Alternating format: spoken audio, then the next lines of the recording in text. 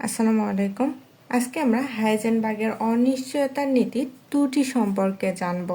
ত্রুটি বলতে কি বোঝায়, যেগুলো ভুল আছে এই হাইজেনবার্গের অনিশ্চয়তার নীতি, সেগুলো আমরা ধরার চেষ্টা করব। তাহলে হাইজেনবার্গের অনিশ্চয়তার নীতিটা কি ছিল?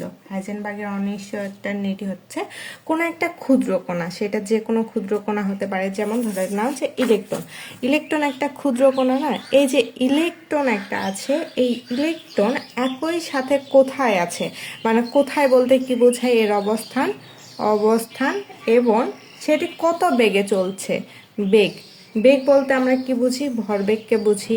তাহলে ভরবেগ, তাহলে এই যে কোনো একটা ক্ষুদ্র কণা, সেটা হোক আমাদের ইলেকট্রন, এই ইলেকট্রনের একই সাথে অবস্থান এবং ভরবেগ, এই দুটি বিষয় কখনো আমরা নিশ্চিতভাবে বলতে পারি না।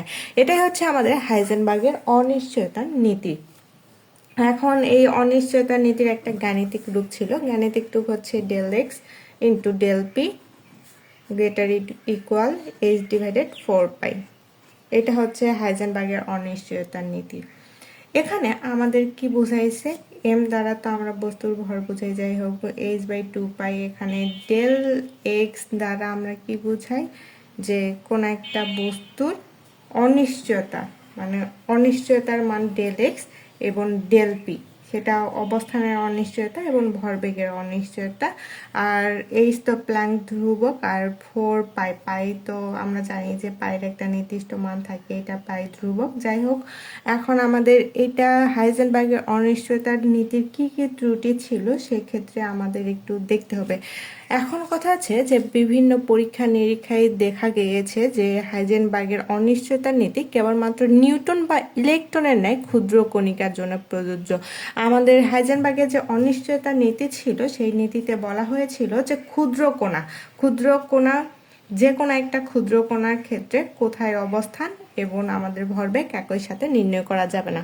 কিন্তু এখানে আমরা দেখতে পাচ্ছি যে এই যে হাইজেনবার্গের যে অনিশ্চয়তার নীতিটা আছে, সেটা কেবলমাত্র শুধুমাত্র আমাদের নিউটন এবং ইলেকট্রনের ন্যায় যেসব ক্ষুদ্র কণিকা আছে সেগুলোর জন্য প্রযোজ্য। কিন্তু ভারী বস্তুর ক্ষেত্রে এই নীতি গুরুত্ব বহন করে না, মানে ভারী বস্তুর ক্ষেত্রে এই নীতিটা আমাদের বহন করতে পারে না। নিচে এইটা উদাহরণের দ্বারা বিষয়টি আমাদের বোঝানোর চেষ্টা করা যাক। এখন বৃহৎ বস্তুর ক্ষেত্রে, বৃহৎ যে কোনো একটা বস্তু, এই বৃহৎ বস্তুর ক্ষেত্রে আমাদের ভরবেগের অনিশ্চয়তার মানটা দেখো। ধরে নাও যে একটা বৃহৎ বস্তু, সেটা হতে পারে হাতি, ঘোড়া, যাই হোক না কেন, এই হাতি ঘোড়ার নাই যদি একটা পিঁপড়ার ক্ষেত্রে একটা অবস্থানের আমরা দেখতে চাই, তাহলে অবস্থানটা কি দেখানো যাবে? বা দেখা গেলেও আমাদের এইটা হাতি যে পিঁপড়াকে বা পিঁপড়া যে হাতিকে খুব একটা সরাইতে পারবে এরকম না। ধরে নাও যে একটা হাতি আছে, এই হাতিটার উপরে আমি বল দিয়ে আঘাত করলাম। এই আঘাত করলাম কিসের জন্য? অবস্থানের জন্য, মানে ডেল এক্স এর মান নির্ণয় করার জন্য আমরা শুধুমাত্র আঘাত করলাম, অবস্থানটা বোঝার জন্য। এতে করে দেখা যাবে যে হাতির কিছুই হবে না, হাতির কিছুই হবে না, হাতি যেখানে ছিল সেখানেই থাকবে, অর্থাৎ তার অবস্থান এবং গতিতে কোনো পরিবর্তন হবে না। এটা কেন হচ্ছে না? কারণ বড় বস্তুর ক্ষেত্রে এই জন্য অবস্থান এবং গতিবেগের আমরা কোনো ধরনের পরিবর্তন দেখতে পারবো না। কিন্তু ধরে নাও যে একটা পিঁপড়াকে আমি যদি একই রকম শক্তি দিয়ে, যে এরকম শক্তিটা দিয়ে হাতিকে বল প্রয়োগ করেছিলাম, সে একই রকম শক্তি দিয়ে আমি একটা পিঁপড়াকে বল প্রয়োগ করব। এক্ষেত্রে আমাদের পিঁপড়াটা ছিটকে গিয়ে অনেক দূরে সরে গিয়ে পড়বে, তাই না?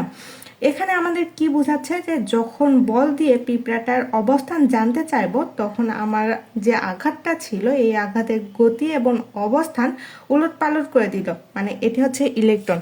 ইলেকট্রনের ক্ষেত্রে আমাদের অবস্থান এবং আমাদের গতিবেগ এইটা জানা যাচ্ছে, কিন্তু বড় বস্তুর ক্ষেত্রে, এই বড় বস্তুর ক্ষেত্রে আমরা কিন্তু জানতে পাচ্ছি না। এক্ষেত্রে বৃহৎ বস্তুর ক্ষেত্রে আমাদের অনিশ্চয়তা অনেক বেশি, অনিশ্চয়তা দেখা যায়, এই জন্য এটা কার্যকর নয়।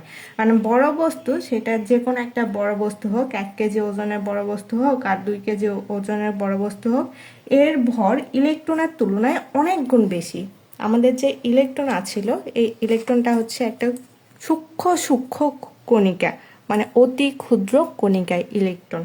এই ইলেকট্রনের তুলনায় যদি আমরা 1 কেজির একটা বস্তু নেই বা 2 কেজির একটা বস্তু নেই, এই বস্তুটা অনেক বেশি বা অনেক গুণ বেশি ভারী। আমি যখন 1 কেজি ভরের কোনো একটা বস্তুর ক্ষেত্রে হিসাব করতে যাব, তখন এর অনিশ্চয়তার যে মানটা আসবে, মানে ক্যালকুলেশন করার পরে এর অনিশ্চয়তার মান আসবে প্রায় 10⁻34 এর ঘরে। বাস্তবতা এই যে 10⁻34 এই মানটা এতই ক্ষুদ্র যে আমাদের পৃথিবীর কোনো উন্নত যন্ত্র দিয়েই এই সামান্য ভুল বা অনিশ্চয়তা মাপা সম্ভব নয়। তাই আমাদের কাছে মনে হয় বড় বস্তুর ক্ষেত্রে অবস্থান ও বেগ একদম নিখুঁত। এই জন্য আমাদের বড় বস্তুর ক্ষেত্রে ভরবেগের অনিশ্চয়তা সম্ভব নয়, মানে বৃহৎ ভরবেগের অনিশ্চয়তা সম্ভব নয়। এটাই হচ্ছে আমাদের হাইজেনবার্গের অনিশ্চয়তার ত্রুটি। এখন আমরা ব্যাখ্যার ক্ষেত্রে কি বলেছি দেখো, যে 1 গ্রাম একটা ভারী চলমান কণিকার অবস্থানের অনিশ্চয়তা ধরে নিলাম যে ডেল এক্স দ্বারা আমরা কি বুঝি, অবস্থানের অনিশ্চয়তা। এখানে ডেল এক্স এর মান হচ্ছে 1 × 10⁻10 মিটার। এই 10 মিটার হলে হাইজেনবার্গের সমীকরণ হতে আমরা ভরবেগের যে অনিশ্চয়তার মান পাবো সেটা হচ্ছে 1.055 × 10⁻22 মিটার। এটা হচ্ছে প্রতি সেকেন্ডে যে অনিশ্চয়তার মান সেইটা। আর এই মানটা অতি নগণ্য, সেটা আমরা ক্যালকুলেটারে যদি দেখি তাহলে বুঝতে পারবো যে এই মানটা অতি নগণ্য বা এই মানটা ধরাছোঁয়ার বাহিরে।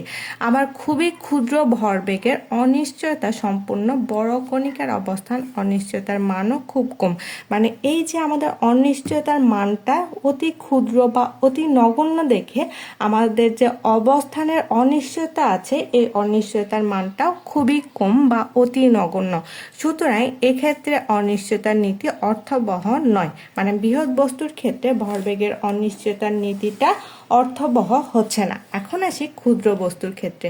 ক্ষুদ্র বস্তুর ক্ষেত্রে ধরে নাও যে ক্ষুদ্র বস্তুটা আমাদের দেওয়া আছে 9.108 × 10⁻31 কিলোগ্রাম। আগে কি ছিল, মিটারে ছিল, এখন কিলোগ্রাম ভর বিশিষ্ট, এবং 1 × 10⁻10 মিটার অবস্থান অনিশ্চয়তা যুক্ত ক্ষুদ্র কণা ইলেকট্রনের গতিবেগের অনিশ্চয়তার মান পাওয়া যায় আমাদের এত মিটার। এটা হচ্ছে প্রতি সেকেন্ডে। এখন ইলেকট্রনের গতিবেগের যে মানটা ছিল এই তুলনায় এই মানটা খুবই বেশি, মানে আগে আমাদের কি ছিল, অতি নগণ্য ছিল, আর এক্ষেত্রে খুবই বেশি। সুতরাং হাইজেনবার্গের অনিশ্চয়তার নীতিটা ইলেকট্রনের মতো ক্ষুদ্র কণিকার ক্ষেত্রে গ্রহণযোগ্য। মানে ইলেকট্রন সহ ইলেকট্রনের মতো যেসব ক্ষুদ্র কণিকা আছে, যেরকম নিউট্রন, এদের ক্ষেত্রে শুধুমাত্র অনিশ্চয়তার নীতিটা প্রযোজ্য, কিন্তু বড় কণিকার ক্ষেত্রে এই নীতিটা প্রযোজ্য নয়। কারণ আমরা যখন বড় বস্তুর ক্ষেত্রে এই নীতিটা প্রযোজ্য করছি তখন দেখা যাচ্ছে যে যে মানটা আমরা পাবো অনিশ্চয়তার মানটা, সেইটা আমাদের অতি নগণ্য পরিমাণে। আর এই অতি নগণ্য পরিমাণে যেটা আমাদের মান না ধরলেও চলে সেই রকম অবস্থা। তাহলে এক্ষেত্রে অনিশ্চয়তার নীতিটা মেনে চলছে না। কিন্তু যদি আমরা ইলেকট্রনের ন্যায় ক্ষুদ্র কণিকা নিচ্ছি সেক্ষেত্রে আমাদের হচ্ছে কি, যে অনিশ্চয়তার মান একই সাথে আমাদের ভরবেগের যে গতিবেগ এবং অবস্থান এই দুইটা একই সাথে নির্ভুলভাবে মাপা যাচ্ছে না। মানে আমাদের অনিশ্চয়তার নীতি শুধুমাত্র ইলেকট্রন সহ ইলেকট্রনের ন্যায় যে ক্ষুদ্র কণিকা মানে নিউটনের ক্ষেত্রে গ্রহণযোগ্য, বড় কণিকার ক্ষেত্রে নয়। এটাই হচ্ছে আমাদের হাইজেনবার্গের অনিশ্চয়তার নীতির ত্রুটি। আসসালামু আলাইকুম।